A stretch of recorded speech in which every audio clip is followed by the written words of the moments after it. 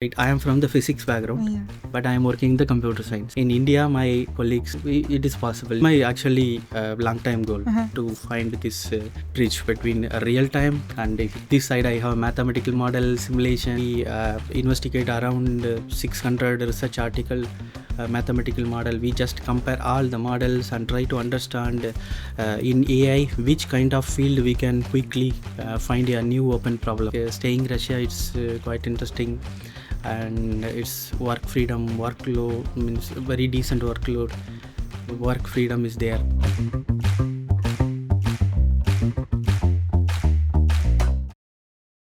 Hello, this is ChatFCS. Welcome back. Today we are joined by Senior Research Fellow at the Laboratory of Complex Systems Modeling and Control and Assistant Research Professor here at the Faculty of Computer Science. Thank you for coming. And may I call you Saba? Yeah. Thanks. So, today we want to talk about your journey in general. And my first question is, where did your academic journey begin? And why did you choose physics like your major? Okay, first of all, I would like to say Добрый день and hello to everyone. Speaking about my academic journey, it's quite tough. My academic actually start from 2007. After completing my graduate and master studies, I don't know where to find higher studies such as doctoral research or something. So I have a physics background and I am searching a lot. At that time I found my professor, Professor Tamil Maran in Bharathidasan University. So I had a chance to talk with him what I am liking, and I want to actually go for this computer science background, to see data science, mining, this, etc. But he also interested, okay, we are dealing with the nonlinear science. If you are interested, you can join us. So my journey started around 2010, and I completed my Master of Philosophy as well as PhD in 2016. So after that, I got the opportunity for many postdocs, because of I have some good publications once I complete my PhD. And I went New Delhi and again Spain, and finally I arrived here. So these are my short story of my academic journey. And maybe you could tell us more about your experience of studying at India.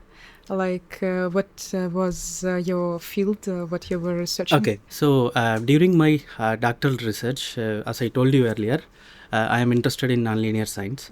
So we just started with how this transient behavior is happening in simple system or in complex networks, for example. So I start working this transient, finding how to mathematically model this transient behavior. So I am searching a lot in the literature. I found some good papers. I contacted Professor Thomas Tell, who that time he is very familiar in this particular field. He is actually tackling with many biological and real-time data, who he can see the transient behavior. He also trying to mathematically formulate this transient behavior. So I asked my professor, I want to contact him. And we had a discussion with Thomas Tell, Professor Thomas Tell, and we also have another professor from Poland. His name is Professor Kepitianik. It's very tough to pronounce, Thomas Kepitianik. So we start working to mathematically model. So what we try to see, there is a complex system, means in any physical system we can classify like dissipative system, conservative system, and kind of things. So I am trying to see, okay, let's thrive our system into complex, means dissipative into conservative. So we could find some transient, because the system is dissipative, like the energy sharing everywhere, but it is going to the conservative, the energy is conserved. So if we are moving such a system into dissipative into conservative, we may expect this transient behavior. So this is my initial motivation, and we just take some simple nonlinear system and make the dissipativity, see the dissipativity, and try to change this system into conservative. We catch this means transient. So once we find this interesting behavior, then we try to characterize and confirm this behavior. So we need to do a lot of calculation, but in the literature there is very lack of like output, means confirmation of this transient. So we are the first person to compute all the results, and we see all the confirmation, characterization, everything. So our first paper is accepted in very quick time. Actually, this complete story is happening in 3 to 4 months when I start my PhD. Yeah. So from 2012 to 2012 May, only 5 months, I got my first paper in List A journal. Then my professor asked, okay, we mathematically model this transient behavior, and we need to go beyond to find the how it becomes in the complex networks. Okay, let it be. Then we just make the simple system into complex network, and we try to see what is the lifetime of the transient, how it is going to destroy when we are changing into dissipative into conservative limit. So those things we identified, and we identified a new mechanism, like if we are increasing the connectivity, means increasing the nodes of the network, the transient lifetime is suffers. Like if we have very less complex network, the lifetime will be very far, and means it behaving chaotic for a long time, and after that it's settling to the periodic, because it is transferred to dissipative conservative limit. And if we are connecting more like 1000 or 10,000 nodes in the complex network, so the lifetime is suffers. So these beautiful papers, like around 2-3 papers I published in the same way, transient chaos, in my PhD thesis. And even once I found this result, I contacted again Professor Thomas Tell. He also encourages, okay, you are done a good job, this, that, and that time he want to change his field into transient behavior into fluid dynamics something. So he want to understand this nature study, so he is thriving a lot. So we just keep on contact with this Poland professor, and we do our own research, and I want to see real-time data. So for that I took some real-time data to understand this transient behavior. Like I asked some physical science students, like he are the who they are the jogging fellow, like sprint fellow. So we just ask them to run a lot. We can see their heartbeat. For the initial time, their heartbeat is very fast, like 160, 170, it depends on the BMI. So after like 4 or 5 minutes of continuous running, their heartbeat is slowly settling down. We can see this transient behavior, like initially we have a drastic changes, 170, 180, and after that it's slowly settling to 150 or 160. It is for their highest heartbeat during their running. Like we are asking for the sprinter to run around 20-30 minutes. So we take samples and we try the same analysis, everything. So we proved this transient chaos. And we also take some interesting field like memristor and MEMS, what is called mechanical resonator, MEMS resonator. It's kind of a rotor. When the motor is started, the few time the stability will be like chaotic. After that it will be settling. So those behavior also we confirmed, and all the studies we published in the List A journals. So I'm happy that I did around more than 5-6 papers in very short period, like 2 years, 3 years, my PhD. My professor also very happy. So this is my PhD, and I completely completely study this transient behavior, and I submitted my thesis, and my work also got many citations. I am really happy. Yeah, wow, that's very cool. Yeah. And you talked about the real data. Is it important to you to work with real data? So like everything that you accomplish will be applied to the real world? Yeah, that is my long-term goal actually. So I am working in the scientific community, such as to contribute scientific community to understand and manage how these socio-economic and other complex systems are really working. We need to understand how it is working and etc.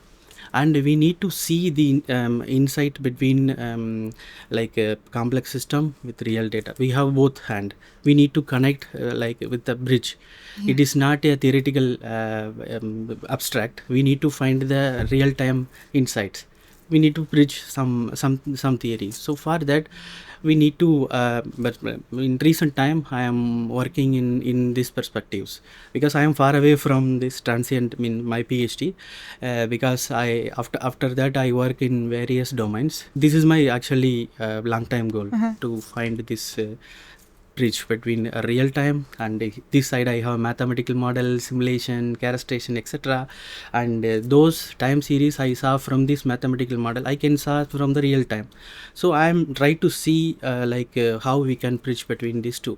If we understand the same time series in mathematical perspective, so here in the mathematical way we have the mechanism behind it, and what actually thriving this behavior. So if we saw this real time, okay, this is actually tuned this kind of extreme things, or certain amplitude, this kind of behaviors.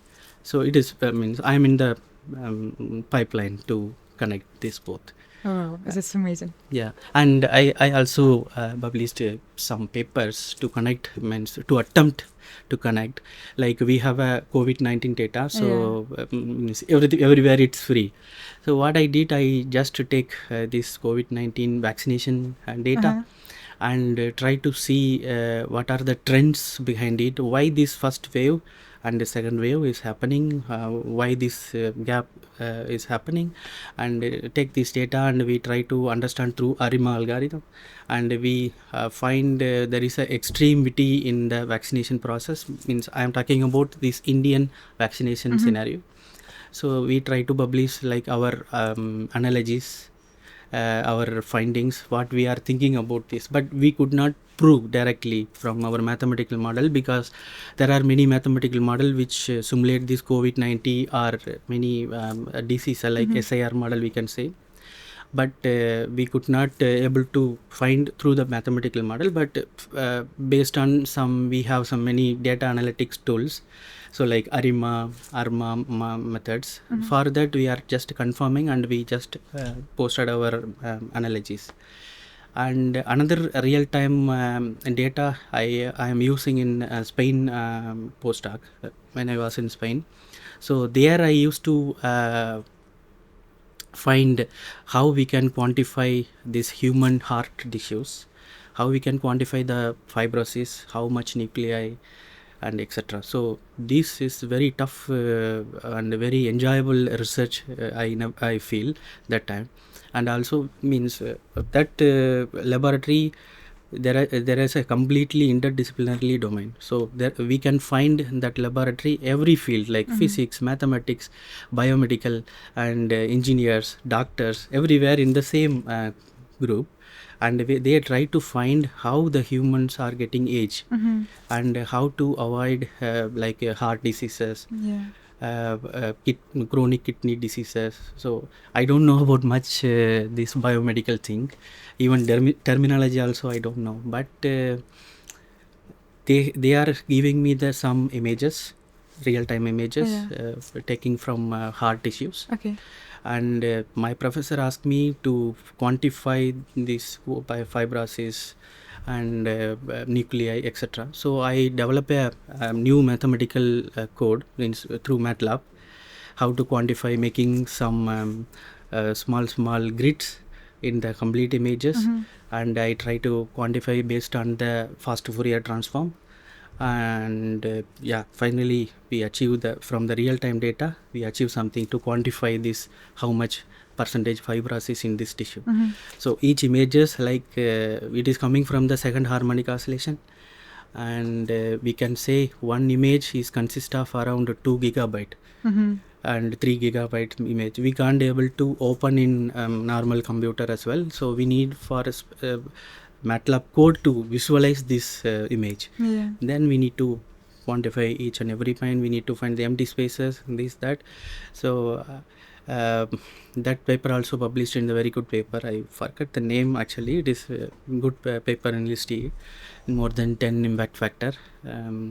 And we also I also tackling in the chronic kidney diseases. We have a very short time data in the ECG. So that time he asked me, okay, we have very short time. Do you have any nonlinear science characterization tools to quantify the changes of this EEG limit? So we have PQRST in the EEG. We need to find this T to T interval, R to R interval. I hope you know this ECG things. We have like pulse in our ECG data. So we have we can say PQRST. We can make all the peaks in names. We need to find the interval between P and P, Q and Q, R and R. So he have only T waves. In the T waves, he want to see the changes from the T waves. So the data is very short. What I planned, okay, let's take some nonlinear tools. So for that, I am taking the finite time Lyapunov exponent. This Lyapunov is actually he is a Russian researcher. He actually invented this beautiful algorithm, Lyapunov exponent. We can quantify the time series, like whether it is periodic, whether it is chaotic, and whether it is toroidal motion. So both all the dynamics we could quantify based on this Lyapunov exponent. And I consider this finite time Lyapunov exponent, and we successfully quantify the very small differences in the T waves. So that also we published in IEEE in some biomedical signal, some paper. Yeah, so those real data I worked so far, and right now I am work with Professor Vasily with very good real data, means natural language research. So I took my own mother tongue called Tamil. So this language I started working to find the semantic trajectory, how it evolves, how we can analyze. So what are the problem I face so far? So it is in the discussion right now. So this real data also I am working currently. Yeah, well, but that's like a nice direction from biomedical data to language. That's like fascinating. The thing is that I am from the nonlinear science. From my PhD, I did all the how to handle this data, how to mathematically model, how to understand this natural behavior from these mathematical modeling perspectives. So from this kind of initial basements, which actually helps me to see all other field. Like my first postdoc in University of Delhi with Professor Avadis Prasad. That time we are dealing with the electrical engineering background actually, but we are actually working in the complex networks. So that time we are finding if the complex network in different layers, how to find any nodes in the complex network which is abnormal. So for that we try to simulate each nodes like complex systems, and we try to give some analogies. These are the strategies we can find. We find some generalized synchronization something, and from all this study we identified some good analogies. So to be frank, we can say I have a paper in kind of electrical engineering background or biomedical engineering background, but I actually supply my nonlinear science idea into this field. So even here, like I am from the physics background, but I am working in the computer science.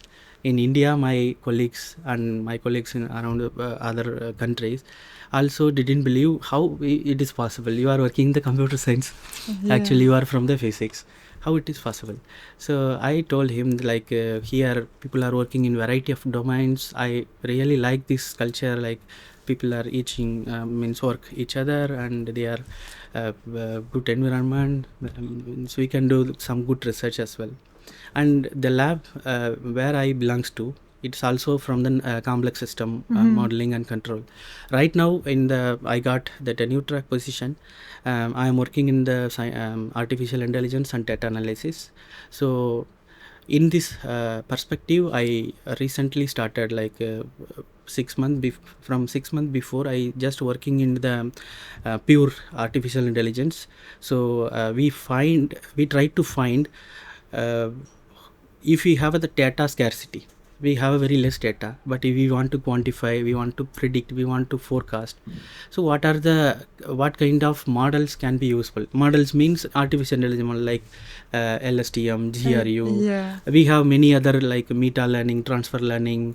So I ask my student, even myself as well, we try to find this data scarcity, and we just compare with all the models, and even we fuse two models like transfer learning and meta learning and some other things, and we also try to tune this sparsity of the neural networks, and we try to find, and based on some complex systems, we just generate the data from them, and we try to predict and forecast using this model. So we just compare all the model and find which model is giving good optimization, means good loss function, very very less loss function. And another work with one of my student is adaptive strategies to find a new algorithm in the transfer learning kind of thing. In recent AI research, we just uploaded to AI research, pure AI research, and we just submitted. It is under review, and in the AI perspective, and yeah, that from complex system lab, I got data from Professor Victor Babu, especially for this solar flare. Solar flare data. So it's like a kind of quasi periodicity. So that data also we try to predict and forecast. We used various models in artificial intelligence, and we find some good measures, and that is published in Brahmana. And yeah, in between I forgot to mention this Professor Betro Lind from Oslo Met University, Norway. So he actually gave me a chance to apply for the Marie Curie research grant. So I went to Norway and discussed a lot how to write a proposal. I learned a lot from him, and with him I recently published a review paper, and that review paper contains to collect all the kind of data analytics and artificial intelligence model available in the renewable energy sources. So we made around 1 year 8 months research. It's completely taken in my time during my research. So we got published immediately because the paper is very nice, and he also contributed a lot. And we investigate around 600 research article, mathematical model. We just compare all the models and try to understand in AI which kind of field we can quickly find a new open problem. Even we find many open problem in this paper. Yeah, that is my contribution regarding this AI. Yeah, that's very cool. And you talk about three postdoctoral positions that you had. So maybe you can compare different approaches and different styles in different countries that you have seen. Yeah, I can compare these three postdocs. One from India, as you know, I am Indian, so it is my culture. I didn't get any difference from my PhD into new postdoc. But when I went to Spain, I saw the new working culture, how this internationalism is playing a role, how one department can hold a variety of researcher. Like they are some researcher belongs to the medicine, some of them are belongs to engineering. I am with physics student, but I am dealing with some mathematically model and kind of simulation fellow. And my professor is pure biomedical engineering guy. So that I understand a lot, I learned a lot. from my first postdoc with Professor Avadis Prasad. He actually taught me a lot how to see the problem, how to understand, how to tackle, how to quantify, how to measure. So all this stuff I learned from him, like from my PhD supervisor as well. So I have a like kind of confident that I can tackle any kind of time series, any kind of image optimization, etc. So with this confidence, I saw this Spain. I successfully completed, and after the transfers from Spain to Russia, so here I have a lot of freedom compared to Spain, and the work culture is almost the same because it is also belongs to Europe, and I saw a lot of good working culture and variety of labs, and I can read many interesting articles, and even some of the professor got more than 1 lakh 2 lakh citations, like we're eminent professor I can see, and I have a good friend circle as well.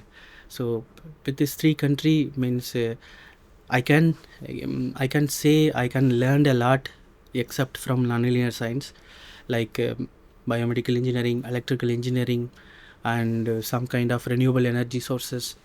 And here I can say solar flares, language models, and I can say other AI related models, how to tackle, how to quantify. So this is my comparison. Like I can say like staying Russia, it's quite interesting, and it's work freedom, workload means very decent workload, work freedom is there.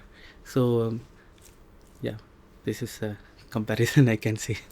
And what was like the most valuable lessons that you gained from your postdoc and maybe doctoral work? Yeah, compared to my doctoral research, now I can say what I am doing in my PhD. I just focus in the one simple field, how it is evolved, how to quantify this that. But the research domain is very large. We could not read all the stuff and all, but as much as we can learn, like we can enter variety of field, we can know about what they are doing, how they are tackling the research problem, how they are seeing actually the research, how to resolve it. So those things I saw from my postdoc experience. It is very interesting. So even I learned a lot from my postdoc supervisor mentors, how to handle the students, how to see the research, and how we can handle multiple research in one time. So those things I learned from my postdoc mentors. Yeah, wow. And all your research projects are very meaningful and inspiring. And maybe there are some other researchers that you look up to, or maybe you follow and that inspire you. I am not going to say I am following only the particular professor's work. Yeah. But definitely I am following my postdoc mentors, my PhD supervisor, except I followed which one got more citation and which one got the good, which one people are saying, oh, this is the good papers and etc. So those paper I would like to read. If I face any issues or something, I don't hesitate to contact them. I directly contact through ResearchGate or directly mail them. Okay, I read this paper, I found this this maybe this paragraph I didn't understand. Those things I directly ask them. Maybe from that contact I can get some good communications, etc. So this kind of research view I have, like I can see if I want to see some kind of medicinal field, like how we can say mathematically model some neurons or something. So I want to check the Google Scholar, some good professor is coming out, so I can read the paper, and I can also read other papers from them. So Also, I found the information that you were the co-leader of Indo-Russian collaborative project. And what was your experience like? What was the job? And I think it's like different from the research.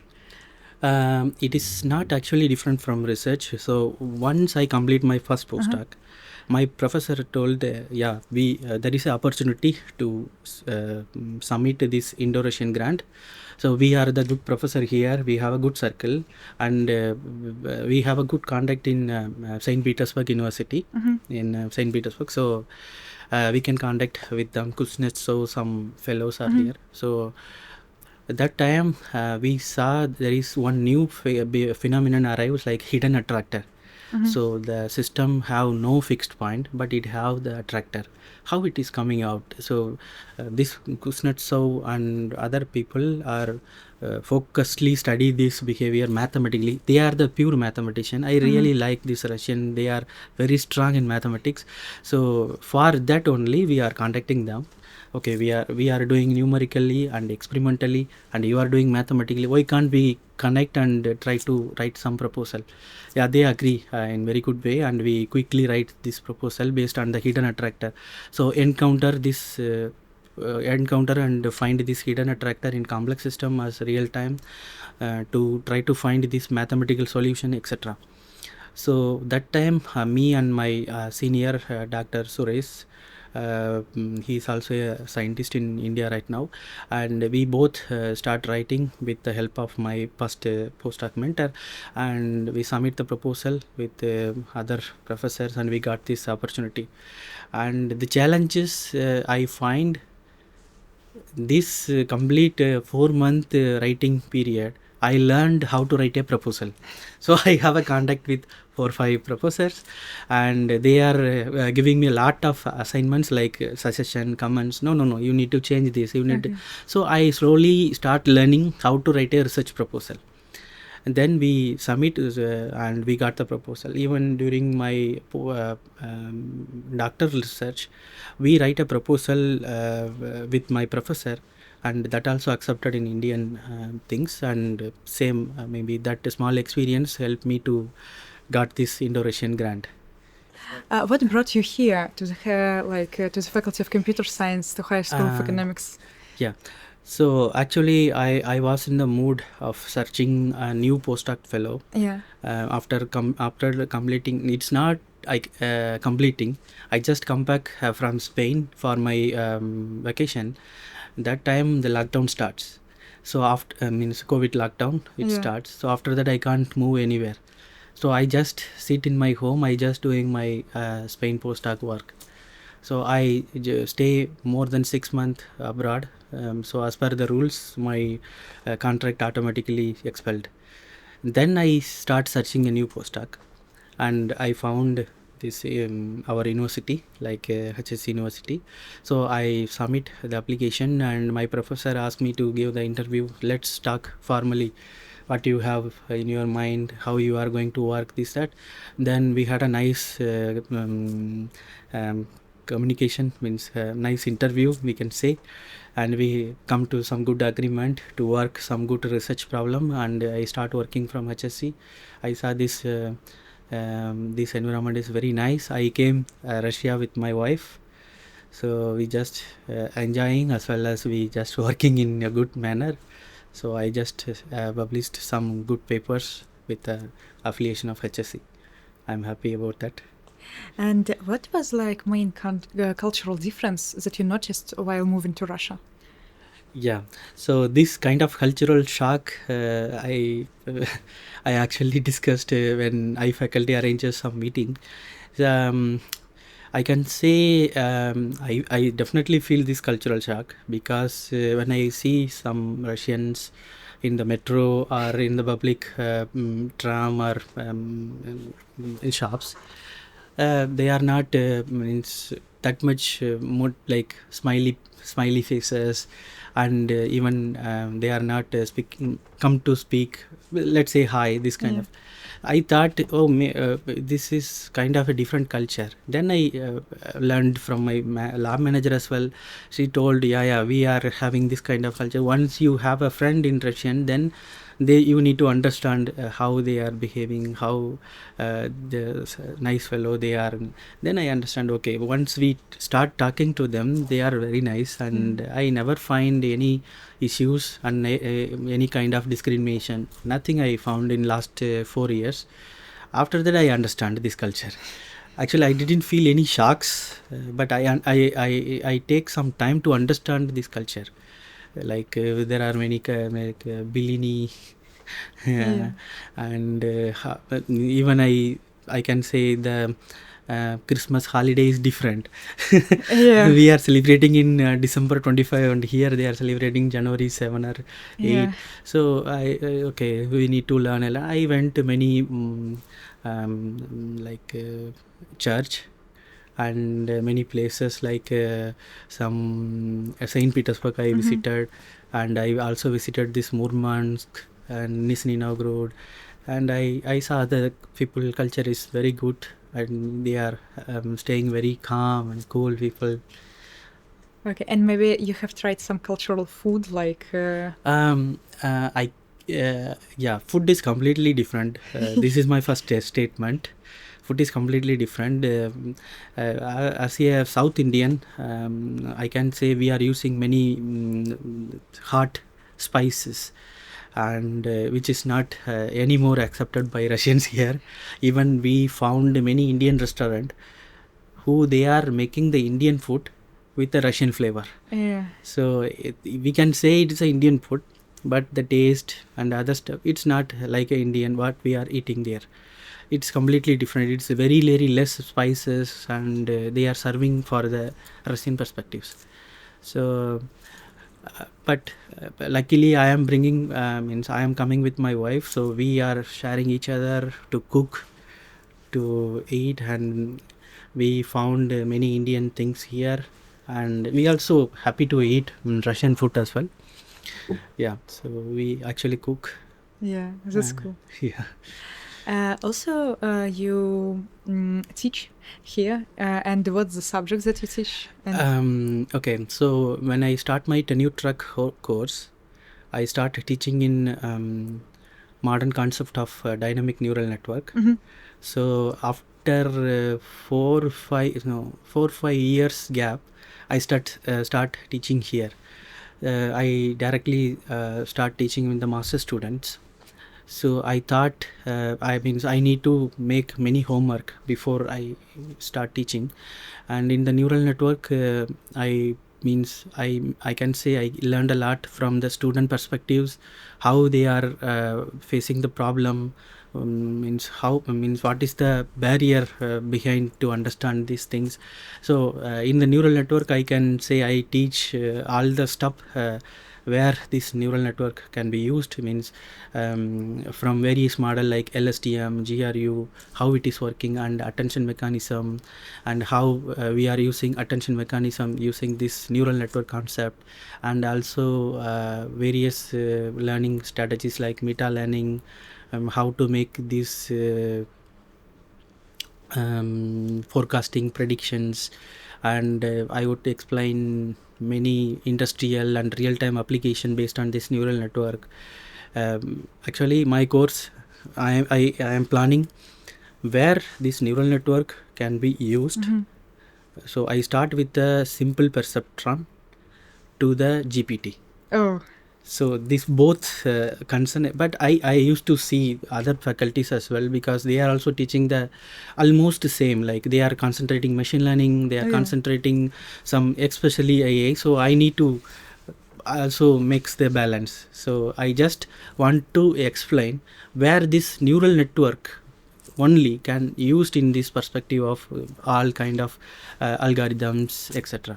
So I made a course, and course structure, I asked the comments suggestion from Professor Vasily and my Professor Victor Pavov. So they give me a good comments, and you need to change these and these, and I just go with the courses. And the course was very nice. I got around 2 courses actually. I got 90 plus students. So I teach in online. Yeah, there is a very nice experience I had so far. maybe you have some advice to the students in general, what's important, and maybe you have like some life hacks that you would like to share. I can say my student, first, if you are read something, if you not able to understand, so what you can do, you just read 1 or 2 times again and again, and just close the book, and just teach yourself what you understand from this concept and what the message you are getting from the concept.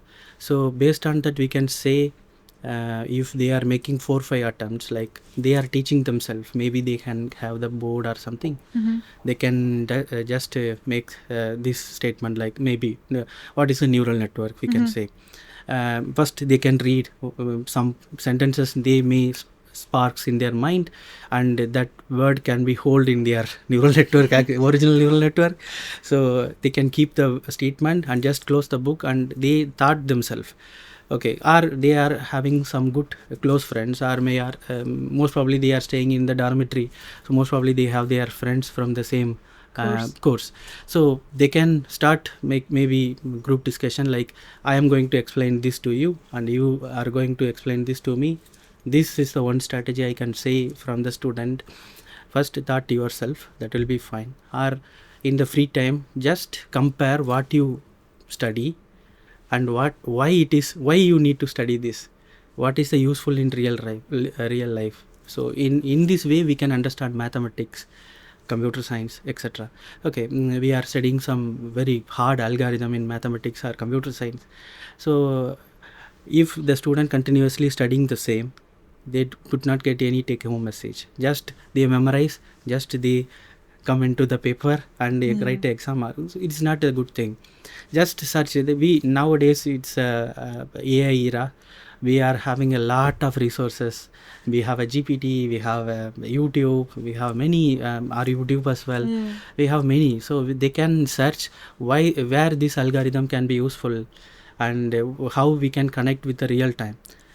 Based on that they can easily understand. Even recent time I used to watch how they are visually making some very hard concept into visualization.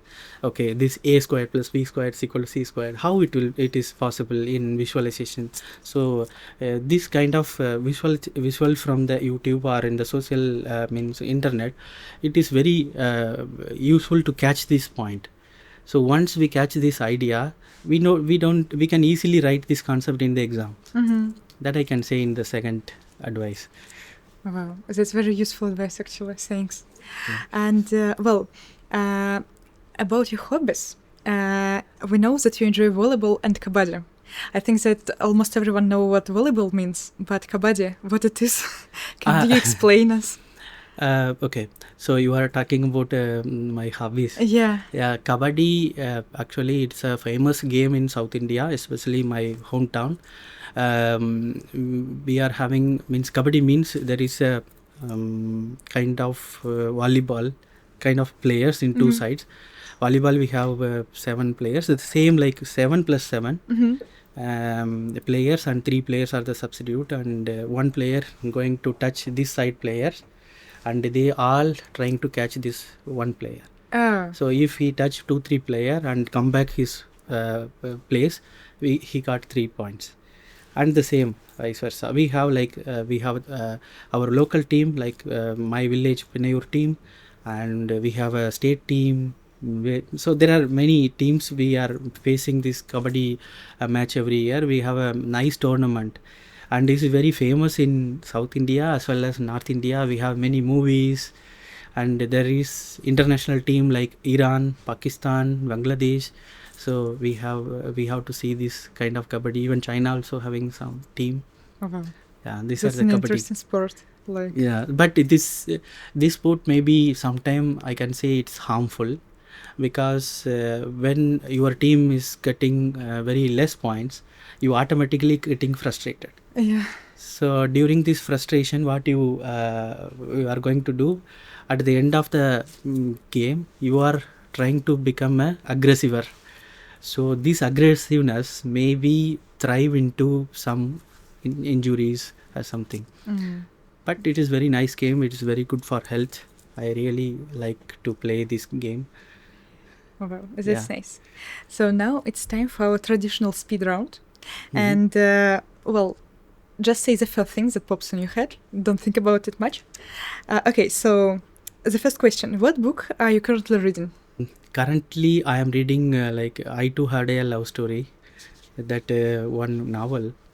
In the research perspective, I am recently start reading non-stationary time series by Arlev. He's a Russian book. I am translating this book and study page by page by translating. Wow. It is a mathematics book, and from this book I want to see how he coin new ideas to see this non-stationary time series. So right now I am doing this language research. I am going to implement these ideas to this semantic trajectories to find a new mathematical model that can simulate or generate this semantic trajectory. Wow. So this book, and I too had a love story. I am just reading for my hobby. That's fascinating. Okay, and your favorite documentary or YouTube channel? I can say 2 3. Maybe it is helpful for the student as well. So I can say Veritasium. That is my first priority. I used to watch all the stuff because that YouTube channel is very interdisciplinary, and he's just connecting mathematics, engineering, others various domains, and to understand any kind of concept. Why this is happened, how this is happened. So he also had the nice chart part with the highest level of scientist. So that channel I can say. And the second one is a Star Talks. I think many people are aware of this. They are just making this funny conversation with understand the real physics or mathematics or this astrology, and even they are talking about computer science, means AI, etc.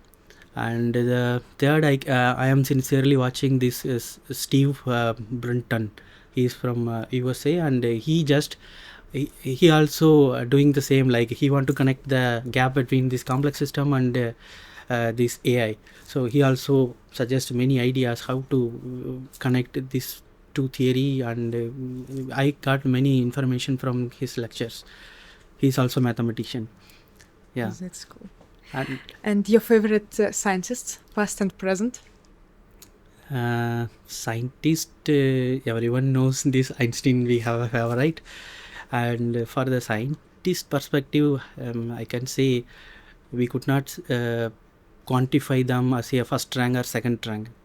Whoever tackling the real problems to serve our humanity, means human life, we can say they are the good scientist. So I could not say like they are the first rank, they are the good scientist. So this I really don't want to say. And your favorite place? In Russia or anywhere you like? I used to go like some kind of trekking using bicycle. But for the place perspective, I can say in Russia I saw many favorite places. I can say in the Kremlin area, this basilica with outstanding views, and this bridge they are constructing without any pillar. Yeah. For that only I used to go there for many times and see how this more than 100-meter this kind of bridge without any pillar, how they are, what is the engineering behind this. Maybe I used to see in the internet how they are making this kind of structure. Many people are going in the tip of this bridge, and it look like when I was there I also feel like, oh my god, there is some sound in the bottom. So I used to like this place very much. And second thing, I used to say Saint Petersburg. That one famous for many people, like favorite for many people. I also say the same, like Heritage Museum I saw. It's an outstanding museum. And for you, if you want calm and see the people culture, I say you can go to the Nizhny Novgorod, or far from Moscow. You see the culture of this real village kind of thing. So yeah, there are many places in Russia, I could say. And your favorite sport? For the general thing, I can say volleyball, but I would like to play this kabaddi. Yeah, this is my favorite sports. And well, your main personality trait, like character? I'm trying to be so friendly. I'm not very serious about this. I am very friendly to see the problem as well. I just made the connection, like why this has happened and this is up. So if anyone come to talk to me, I welcome them. I just share my ideas. I ask, I take from their ideas. Yeah, this is my character. Favorite dish? My favorite dish is sambar with rice. It's a South Indian dish, but here I could say biryani. Oh, yeah. Yeah, that is That's really nice. nice. Your idea of happiness? Idea of happiness. Yeah. Just stay calm. It would be very. After some time, you will come across this sadness. You will definitely feel happy. That's nice one. What does the Faculty of Computer Science mean to you? First of all, I would like to. I saw the Faculty of Computer Science. Okay, they are doing only this core AI and kind of computer science research, this that. But people, they are doing the same. But I can see like many people are doing interdisciplinary, like biomedical engineering, this Sunspot, the language centers, this that. So I would say, okay, I can also contribute this FCS. For publishing some good papers and to meet other disciplinary people to get some good collaboration, this that. Yeah, it's good actually. I'm happy to be here.